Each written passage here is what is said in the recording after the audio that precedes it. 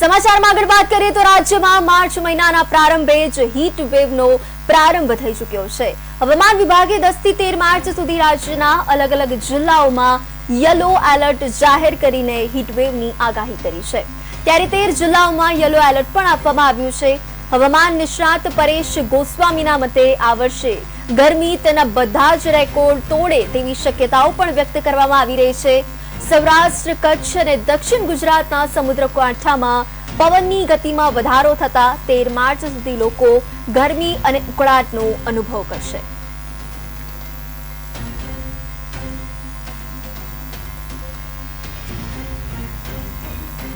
રાજ્યની અંદર ઉનાળાની વિધિવત રીતે શરૂઆત થઈ ચૂકી છે। આજે 9 માર્ચ 2025 છે। 9 માર્ચ થી લઈને 13 માર્ચ 2025 દરમિયાન રાજ્યની અંદર પવનની દિશા, ગતિ અને ઊંચા તાપમાનનો સામનો આપણે કરવો પડશે। છેલ્લા એક અઠવાડિયાથી પવનની જે સ્પીડ છે એ નોર્મલ નજીક એટલે કે 9 થી લઈને 13 કિલોમીટર પ્રતિ કલાકની ઝડપ હતી। આમાં 11 માર્ચ 2025 થી પવનની સ્પીડમાં નોર્મલ વધારો થઈ શકે છે અને પવનની સ્પીડ છે એ વધીને 18 થી લઈને 22 કિલોમીટર પ્રતિ કલાકની ઝડપ થશે। પણ ખાસ કરીને પવનો છે એ હવે ઉત્તર પશ્ચિમ અને પશ્ચિમ દિશાના ફૂંકાશે એટલે અરબ સાગર તરફથી જે પવનો ફૂંકાશે, જે ભેજવાળા પવનો હશે, આ ભેજવાળા પવનોને કારણે સૌરાષ્ટ્ર, કચ્છ અને દક્ષિણ ગુજરાતના જે દરિયાઈ કાંઠાના ભાગો છે એટલે કે સમુદ્ર કિનારેથી 50 થી લઈને 70 કિલોમીટરના જે એરિયા હોય આ તમામ એરિયાની અંદર 13 માર્ચ 2025 સુધી ગરમી, ઉકળાટ અને બફારાનું પ્રમાણ પણ વધારે જોવા મળશે। એ સાથે જોવા જઈએ તો અત્યારે રાજ્યની અંદર ઊંચું તાપમાન જવાનું છે, જેની અંદર યલો એલર્ટ જેવી પરિસ્થિતિનું નિર્માણ થયું છે।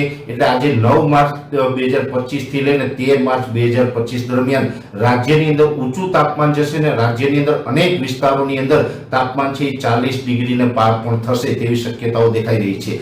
માર્ચ મહિનાના બીજા અઠવાડિયાની અંદર તાપમાન છે 40 ડિગ્રીને પાર થવાનું છે। જો કે ઉનાળાની શરૂઆત છે, શરૂઆતની અંદર 2025ના ઉનાળાનો આ પ્રથમ હીટવેવનો રાઉન્ડ છે।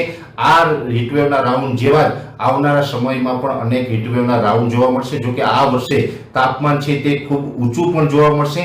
તાપમાન છે એકંદરે ઘણા બધા રેકોર્ડ પણ તોડશે અને આ વર્ષનો ઉનાળો છે એ અસહ્ય ગરમી અને તાપમાન વાળો પણ જોવા મળશે। એમાં પ્રથમ રાઉન્ડની અંદર 9 માર્ચ 2025 થી લઈ અને 13 માર્ચ 2025 દરમિયાન જે હીટવેવનો રાઉન્ડ છે એમાં મોટા ભાગના વિસ્તારોની અંદર તાપમાન છે એ 40 ડિગ્રીને પાર થશે।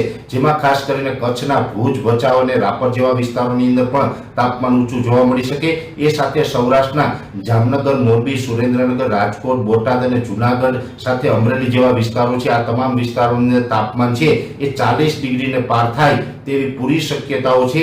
ઉત્તર ગુજરાતના પણ પાટણ, હિંમતનગર અને ઈડર જેવા વિસ્તારોની અંદર તાપમાન 40 ડિગ્રીને પાર થશે। મધ્ય ગુજરાતમાં પણ અમદાવાદ, ગાંધીનગર અને હિંમતનગર સાથે નડિયાદ જેવા વિસ્તારની અંદર પણ ઊંચું તાપમાન જોવા મળે તેવી પૂરી શક્યતાઓ હાલ દેખાઈ રહી છે। મોટાભાગના વિસ્તારોની અંદર તાપમાન ઊંચું જશે।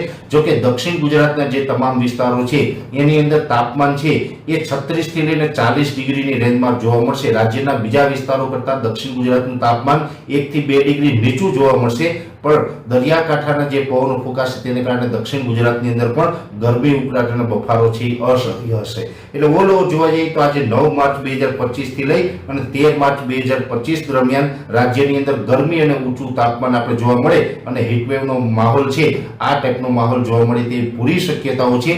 14 માર્ચ 2025 થી રાજ્યના હવામાનમાં પલટો આવશે। અનેક વિસ્તારોની અંદર વાદળછાયું વાતાવરણ થશે અને 2 થી લઈને 4 ડિગ્રી સુધી તાપમાન નીચું જોવા મળશે। એટલે ખાસ કરીને 13 તારીખ સુધી ઊંચું તાપમાન જોવા મળશે અને 14 માર્ચ 2025 થી તાપમાનની અંદર ઘટાડો થશે અને 2 થી 4 ડિગ્રીના ઘટાડા સાથે આપણે થોડીક તાપમાનમાંથી રાહત મળે તેવી શક્યતાઓ દેખાઈ રહી છે। જો કે 14 માર્ચ 2025 થી જે હવામાનમાં પલટો આવશે એમાં અનેક જગ્યાએ વાદળછાયું વાતાવરણ થાય। એમાં જો અત્યારે વેસ્ટર્ન ડિસ્ટર્બન્સ છે એ ઉત્તર તરફથી પસાર થઈ રહ્યું છે, એ કદાચ થોડુંક દક્ષિણ પૂર્વ તરફ ઝુકાવ કરે તો રાજ્યના અનેક વિસ્તારોની અંદર વાદળછાયા વાતાવરણ સાથે માવઠાના ઝાપટા પણ પડી શકે છે। જો કે અત્યારે એક અગાઉનું એડવાન્સ અનુમાન છે, સમય નજીક આવતા માવઠાના ઝાપટા પડશે કે નહીં એ પણ માહિતી આપવામાં આવશે।